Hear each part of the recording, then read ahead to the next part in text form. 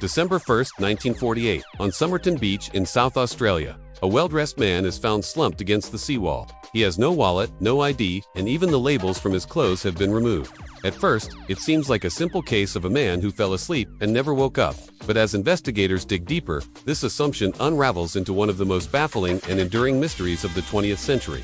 Who was this man, and how did he die? The answers, or lack thereof, would lead police down a rabbit hole of secret codes, hidden pockets, and suspected international espionage. The autopsy is a dead end. Pathologists suspect poisoning, but no trace of any known substance can be found. The man's final meal, a pasty, was eaten a few hours before his death, but it shows no signs of contamination. His body is in peak physical condition, with unusually well-developed calf muscles, like a dancer or someone who regularly walks on their toes. But with no name and no clear cause of death, the case quickly goes cold. The press dubs him the Somerton Man. Months later, a breakthrough, or so it seems.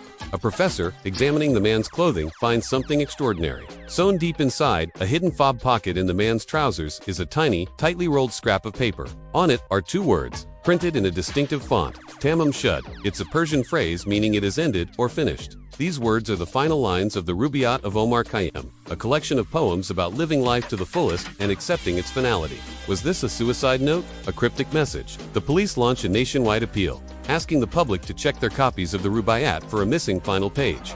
Their hope is that the book this scrap came from might hold more clues, and unbelievably, it works. A man comes forward, saying he found a rare edition of the book tossed into the back of his car around the time the Somerton Man was discovered. He hadn't thought much of it until he saw the news appeal, and when the police examined the book, they confirm it's the one.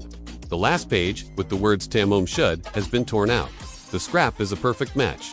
But the book offers more than just a confirmation.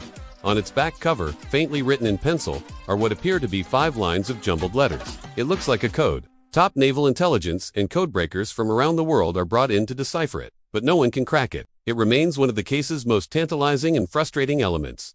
Is it a complex cipher? The first letters of a forgotten phrase? To this day, the meaning of the code remains a complete mystery. It seemed every new clue only deepened the enigma. But there was something else in the book, something more concrete, a phone number. The police trace it to a young woman, a nurse, who lived just a short walk from Somerton Beach. Her name was Jessica Thompson, though she was often known as Jo. When questioned, her reaction is strange. She denies knowing the Somerton Man, but when shown a plaster cast of his head and shoulders, witnesses say she looked completely shocked, almost as if she was about to faint. She seemed terrified, but she refused to say why. Jessica admits she once owned a copy of the Rubaiyat and had given it to a man named Alfred Boxall during the war. For a moment, police think they've found their man. Is the Somerton Man Alfred Boxall? The excitement is short-lived. They locate Boxall, alive and well, and even more astonishingly, he still has the copy of the Rubaiyat that Jessica gave him, complete with its final Tamam Shud page intact. So, the Somerton Man was not Boxall. But why did Jessica have this connection to two men, both with the same rare book? And why was she so scared? She offers no more information, and the police, with little evidence to go on, are forced to let her go. The investigation stalls again. The Somerton Man is eventually buried without a name, his grave marked only as the unknown man. For decades, the case remains frozen in time, a collection of bizarre clues leading nowhere. Theories swirl. Was he a jilted lover who took his own life? A black market smuggler? Or something more sinister? The Cold War was just beginning, and Australia was a hub of intelligence activity. The code, the untraceable poison, the man with no identity at all pointed towards the shadowy world of espionage. Could the Somerton Man have been a spy? And if so, was Jessica Thompson one too? Years pass. Decades. Jessica Thompson lives a quiet life and takes her secrets to the grave in 2007. But the story doesn't end there. In a stunning twist, Jessica's daughter, Kate, comes forward after her mother's death. She reveals that she believes her mother was a Soviet spy and that she was fluent in Russian, something she hid from everyone. Kate also believed that the Somerton Man was her biological father, a lover her mother had met during a secret life she knew nothing about. Suddenly, the spy theory seems more plausible than ever. Was he a fellow agent? A contact she was supposed to meet? Was his death a professional hit? Carried out with a poison so sophisticated it was undetectable. This new information revitalized the case, but it was still just a theory. The key to unlocking the mystery lay with the man himself. For over 70 years, his identity remained one of Australia's greatest secrets. But technology has a way of catching up with the past. In 2021, after years of public pressure and advancements in forensic science, authorities finally approved the exhumation of the Somerton Man's body.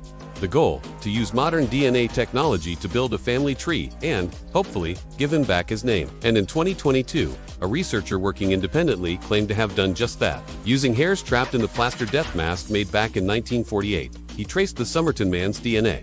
He announced that the man was Carl Charles Webb, an electrical engineer and instrument maker from Melbourne. Born in 1905, Webb had a passion for poetry and, interestingly, a sister-in-law who lived just a short distance from where the mysterious copy of the Rubaiyat was found. While this identification is yet to be officially confirmed by police, it's the most significant lead in over 70 years. But even if his name is Carl Webb, the biggest questions remain. Why did he travel to Adelaide? Why was his identity so thoroughly erased?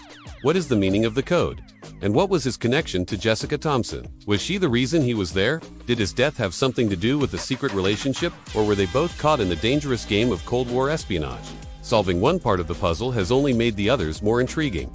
The story of the Somerton Man, or Carl Webb, is a chilling reminder that some secrets are so deep, they may never be fully uncovered. The final page has been written, but the story is far from finished.